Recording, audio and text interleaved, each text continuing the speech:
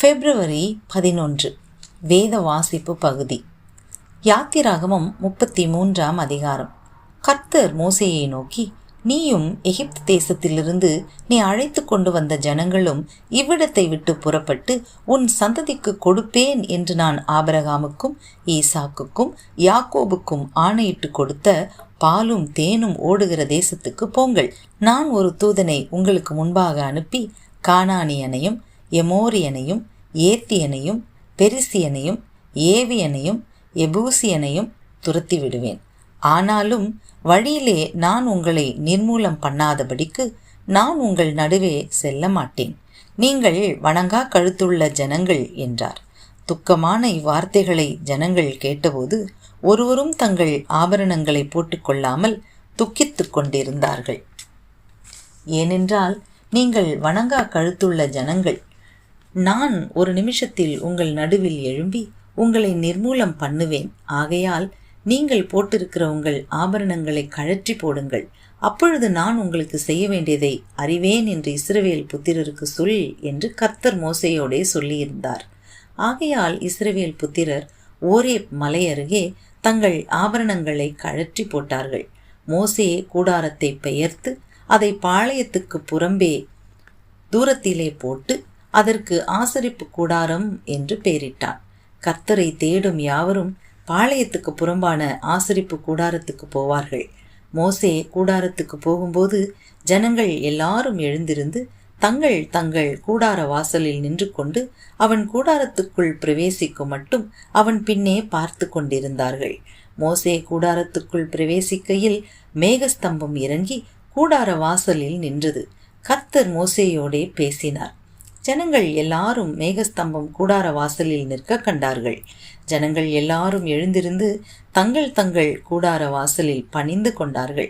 ஒருவன் தன் சிநேகிதனோடே பேசுவது போல கர்த்தர் மோசேயோடே முகமுகமாய் பேசினார். பின்பு அவன் பாளையத்துக்கு திரும்பினான். நூனின் குமாரனாகிய யோசுவா என்னும் அவனுடைய பணிவிடைக்காரனாகிய வாலிபன் ஆசரிப்பு கூடாரத்தை விட்டு பிரியாதிருந்தான்.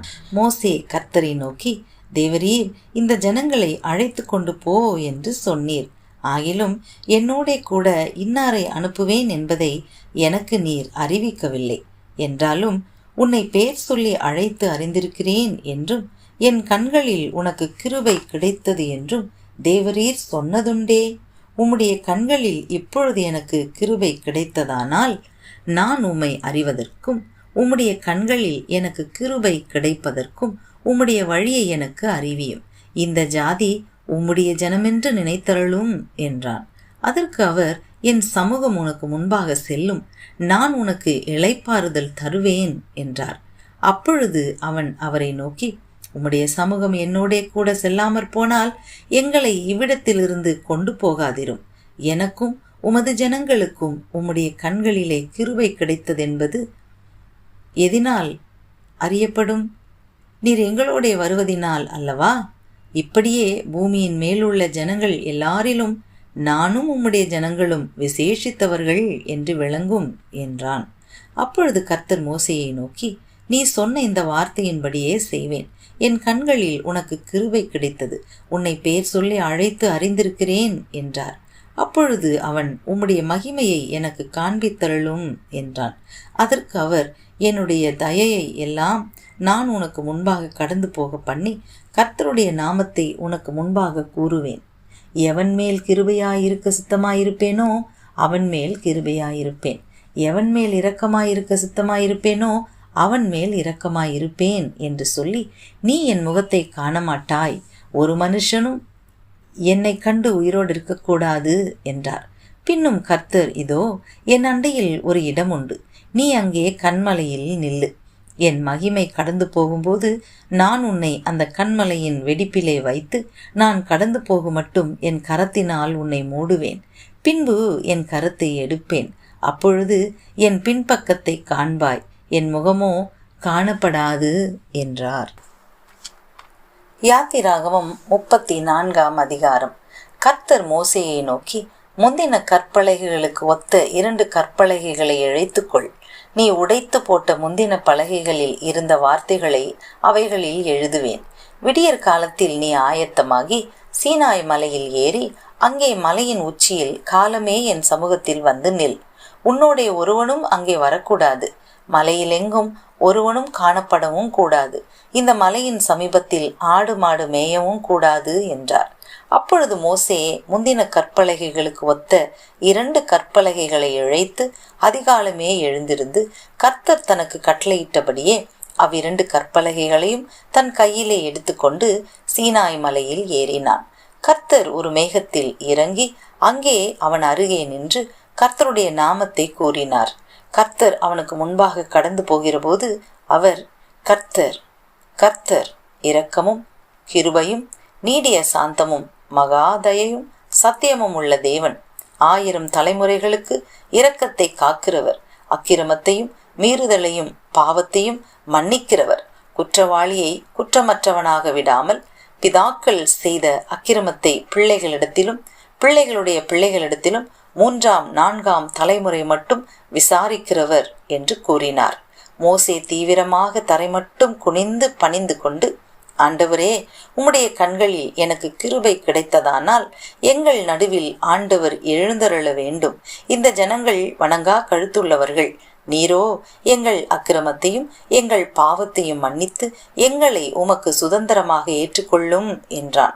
அதற்கு அவர், இதோ நான் ஒரு உடன்படிக்கை பண்ணுகிறேன். பூமி எங்கும் எந்த ஜாதிகளிடத்திலும் செய்யப்படாத அதிசயங்களை உன் ஜனங்கள் எல்லாருக்கும் முன்பாகவும் செய்வேன். உன்னோடே கூட இருக்கிற ஜனங்கள் எல்லாரும் கர்த்தருடைய செய்கையை காண்பார்கள். உன்னோடே கூட இருந்து நான் செய்யும் காரியம் பயங்கரமாயிருக்கும். இன்று நான் உனக்கு கட்டளையிடுகிறதை கைக்கொள். எமோரியனையும் கானானியனையும் ஏத்தியனையும் பெரிசியனையும் ஏவியனையும் எபூசியனையும் உனக்கு முன்பாக துரத்தி விடுகிறேன். நீ போய் சேருகிற தேசத்தின் குடிகளோடு உடன்படிக்கை பண்ணாதபடிக்கு எச்சரிக்கையாயிரு. பண்ணினால் அது உன் நடுவில் கண்ணியாயிருக்கும். அவர்களுடைய பலிபீடங்களை இடித்து அவர்கள் சிலைகளை தகர்த்து அவர்கள் தோப்புக்களை வெட்டி போடுங்கள். கர்த்தருடைய நாமம் எரிச்சல் உள்ளவர் என்பது. அவர் எரிச்சல் உள்ள தேவனே. ஆகையால் அந்நிய தேவனை நீ பணிந்து கொள்ள வேண்டாம். அந்த தேசத்தில் குடிகளோடே உடன்படிக்கை பண்ணுவாயானால் அவர்கள் தங்கள் தேவர்களை சோர மார்க்கமாய் பின்பற்றி தங்களுடைய தேவர்களுக்கு பலியிடுவார்கள். ஒருவன் உன்னை அழைக்கையில் நீ போய் அவன் பலியிட்டதிலே புசிப்பாய். அவர்கள் குமாரத்திகளில் உன் குமாரருக்கு பெண்களை கொள்ளுவாய். அவர்கள் குமாரத்திகள் தங்கள் தேவர்களை சோரமார்க்கமாய் பின்பற்றுவதும் அல்லாமல் உன் குமாரரையும் தங்கள் தேவர்களை சோரமார்க்கமாய் பின்பற்றும்படி செய்வார்கள். வார்ப்பிக்கப்பட்ட தெய்வங்களை உங்களுக்கு உண்டாக்க வேண்டாம். புளிப்பில்லா அப்ப பண்டிகையை நீங்கள் கைக்கொண்டு நான் உங்களுக்கு கட்டளையிட்டபடியே ஆபிப் மாதத்தில் குறித்த காலத்திலே 7 நாள் புளிப்பில்லா அப்பம் புசிக்க கடவீர்கள். ஆபிப் மாதத்திலே எகிப்திலிருந்து புறப்பட்டாயே. கற்பம் திறந்து பிறக்கிற யாவும் உன் ஆடு மாடுகளின் தலையீற்றான ஆண்கள் யாவும் என்னுடையவைகள். கழுதையின் தலையீற்றை ஒரு ஆட்டுக்குட்டியால் மீட்டுக்கொள்வாயாக. அதை மீட்டுக்கொள்ளாதிருந்தால் அதன் கழுத்தை முறித்து போடு. உன் பிள்ளைகளில் முதற்பேரானவைகளை எல்லாம் மீட்டுக்கொள்ள வேண்டும். வெறுங்கையோடே என் சந்நிதியில் ஒருவனும் வரக்கூடாது. 6 நாள் வேலை செய்து 7ஆம் நாளிலே ஓய்ந்திருப்பாயாக. விதைப்பு காலத்திலும் அறுப்பு காலத்திலும் ஓய்ந்திருப்பாயாக. கோதுமை அறுப்பின் முதற் பலனை செலுத்தும் 7 வாரங்களின் பண்டிகையையும் வருஷ முடிவிலே சேர்ப்பு கால பண்டிகையையும் ஆசரிப்பாயாக. வருஷத்தில் 3 தரம் உங்கள் ஆண்மக்கள் எல்லாரும் இஸ்ரவேலின் தேவனாயிருக்கிற கர்த்தராகிய ஆண்டவரின் சந்நிதியில் வரக்கடவர்கள். நான் புறஜாதிகளை உங்கள் முன்னின்று துரத்திவிட்டு உங்கள் எல்லைகளை விஸ்தாரமாக்குவேன். வருஷத்தில் 3 தரம் உங்கள் தேவனாகிய கர்த்தருடைய சந்நிதிக்கு முன்பாக காணப்பட போயிருக்கும் போது ஒருவரும் உங்கள் தேசத்தை இச்சிப்பதில்லை. எனக்கு இடும் பலியின் இரத்தத்தை புளித்த மாவுடன் செலுத்த வேண்டாம். பஸ்கா பண்டிகையின் பலியை விடியற்காலம் வரைக்கும் வைக்கவும் வேண்டாம். உங்கள் நிலத்தில் முதல் விளைந்த முதற்பலனை உங்கள் தேவனாகிய கர்த்தரின் ஆலயத்துக்கு கொண்டு வாருங்கள். வெள்ளாட்டுக்குட்டியை அதன் தாயின் பாலிலே சமைக்க வேண்டாம் என்றார். பின்னும் கர்த்தர் மோசேயை நோக்கி, இந்த வார்த்தைகளை நீ எழுது. இந்த வார்த்தைகளின்படியே உன்னோடும் இஸ்ரவேலரோடும் உடன்படிக்கை பண்ணினேன் என்றார். அங்கே அவன் அப்பம் புசியாமலும் தண்ணீர் குடியாமலும் இரவும் பகலும் 40 நாள் கர்த்தரோடே இருந்தான். அவன் 10 கற்பனைகளாகிய உடன்படிக்கையின் வார்த்தைகளை பலகைகளில் எழுதினான். மோசே சாட்சி பலகைகள் 2ஐயும் தன் கையில் எடுத்துக்கொண்டு சீனாய் மலையிலிருந்து இறங்குகிற போது தன்னோடே அவர் பேசினதினாலே தன் முகம் பிரகாசித்திருப்பதை அவன் அறியாதிருந்தான். ஆரோனும் இஸ்ரவேல் புத்திரர் எல்லாரும் மோசேயை பார்க்கும்போது அவன் முகம் பிரகாசித்திருப்பதைக் கண்டு அவன் சமீபத்தில் சேர பயந்தார்கள். மோசே அவர்களை அழைத்தான். அப்பொழுது ஆரோனும் சபையில் உள்ள பிரபுக்கள் யாவரும் அவனிடத்திற்கு திரும்பி வந்தார்கள். மோசே அவர்களோடே பேசினான். பின்பு இஸ்ரவேல் புத்திரர் எல்லாரும் அவனிடத்தில் சேர்ந்தார்கள். அப்பொழுது அவன் சீனாய் மலையில் கர்த்தர் தன்னோடே பேசினவைகளை எல்லாம் அவர்களுக்கு கற்பித்தான். மோசே அவர்களோட பேசி முடியும் அளவும் தன் முகத்தின் மேல் முக்காடு போட்டிருந்தான். மோசே கர்த்தருடைய சந்நிதியில் அவரோட பேசும்படிக்கு உட்பிரவேசித்தது முதல் வெளியே புறப்படும் மட்டும் முக்காடு போடாதிருந்தான். அவன் வெளியே வந்து தனக்கு கற்பிக்கப்பட்டதை இஸ்ரவேல் புத்திரரோடே சொல்லும்போது இஸ்ரவேல் புத்திரர் அவன் முகம் பிரகாசித்திருப்பதை கண்டார்கள். மோசே அவரோடே பேசும்படிக்கு உள்ளே பிரவேசிக்கும் வரைக்கும் முக்காட்டை திரும்ப தன் முகத்தின் மேல் போட்டுக்கொள்ளுவான். சங்கீதம் 42. மானானது நீரோடைகளை வாஞ்சித்து கதறுவது போல தேவனே, என் ஆத்துமா உம்மை வாஞ்சித்து கதறுகிறது. என் ஆத்துமா தேவன் மேல், ஜீவனுள்ள தேவன் மேலேயே தாகமாயிருக்கிறது. நான் எப்பொழுது தேவனுடைய சந்நிதியில் வந்து நிற்பேன்? உன் தேவன் எங்கே என்று அவர்கள் நாள்தோறும் என்னிடத்தில் சொல்லுகிறபடியால் இரவும் பகலும் என் கண்ணீரே எனக்கு உணவாயிற்று. முன்னே நான் பண்டிகையை ஆசரிக்கிற ஜனங்களோடே கூட நடந்து கூட்டத்தின் களிப்பும் துதியுமான சத்தத்தோடே தேவாலயத்திற்கு போய் வருவேனே. இவைகளை நான் நினைக்கும் போது என் உள்ளம் எனக்குள்ளே உருகுகிறது. என் ஆத்துமாவே, நீ ஏன் கலங்குகிறாய்? ஏன் எனக்குள் தியங்குகிறாய்? தேவனை நோக்கி காத்திரு. அவர் சமூகத்து ரட்சிப்பின் நிமித்தம் நான் இன்னும் அவரை துதிப்பேன். என் தேவனே, என் ஆத்துமா எனக்குள் கலங்குகிறது. ஆகையால் யோர்தான் தேசத்திலும் எர்மோன் மலைகளிலும் சிறு மலையிலும் இருந்து உம்மை நினைக்கிறேன். உமது மதகுகளின் இறைச்சலால் ஆழத்தை ஆழம் கூப்பிடுகிறது. உமது அலைகளும் திரைகளும் எல்லாம் என் மேல் புரண்டு போகிறது. ஆகிலும் கர்த்தர் பகற்காலத்திலே தமது கிருபையை கட்டளையிடுகிறார். ராக்காலத்திலே அவரை பாடும் பாட்டு என் வாயில் இருக்கிறது. என் ஜீவனுடைய தேவனை நோக்கி விண்ணப்பம் செய்கிறேன்.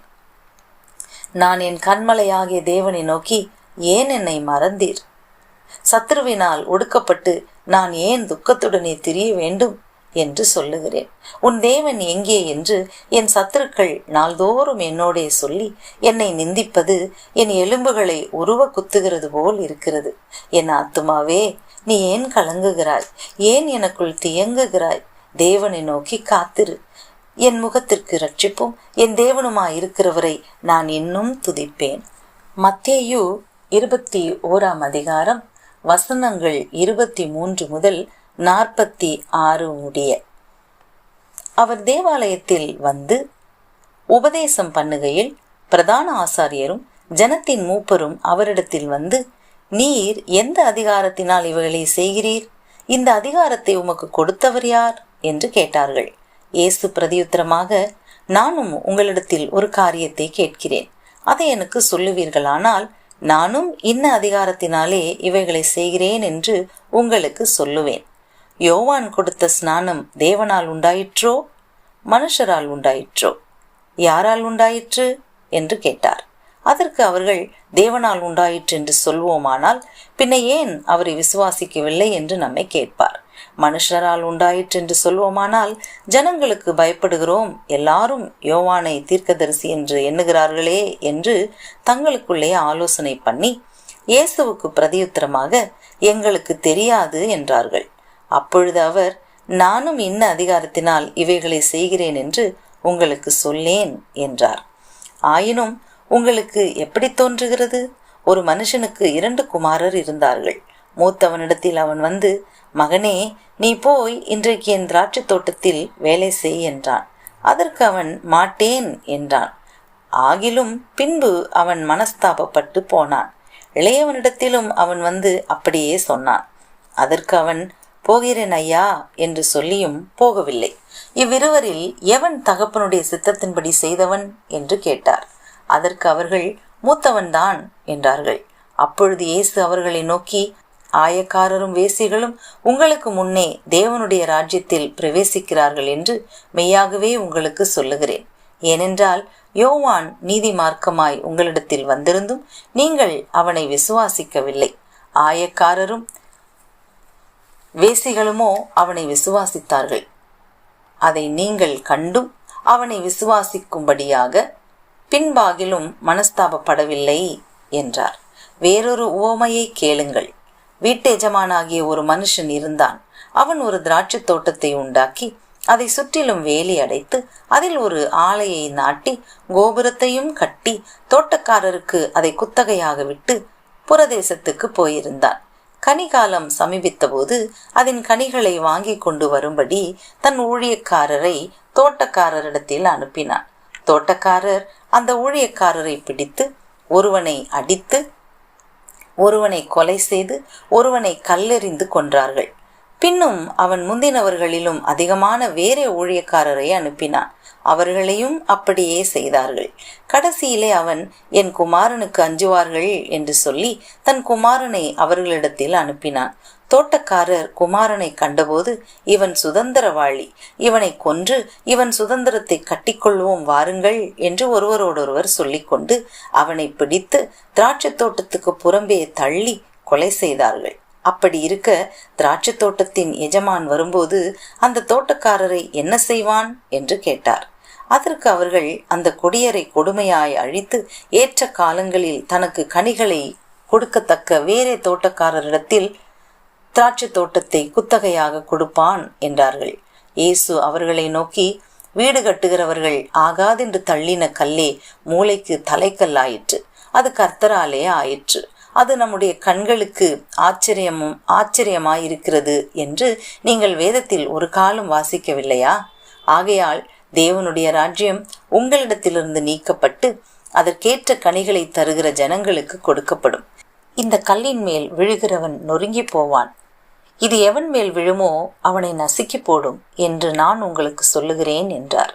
பிரதான ஆசாரியரும் பரிசேயரும் அவருடைய உவமைகளை கேட்டு தங்களை குறித்து சொல்லுகிறார் என்று அறிந்து அவரை பிடிக்க வகை தேடினார்கள். ஆகிலும் ஜனங்கள் அவரை தீர்க்கதரிசி என்று எண்ணினபடியினால் அவர்களுக்கு பயந்திருந்தார்கள்.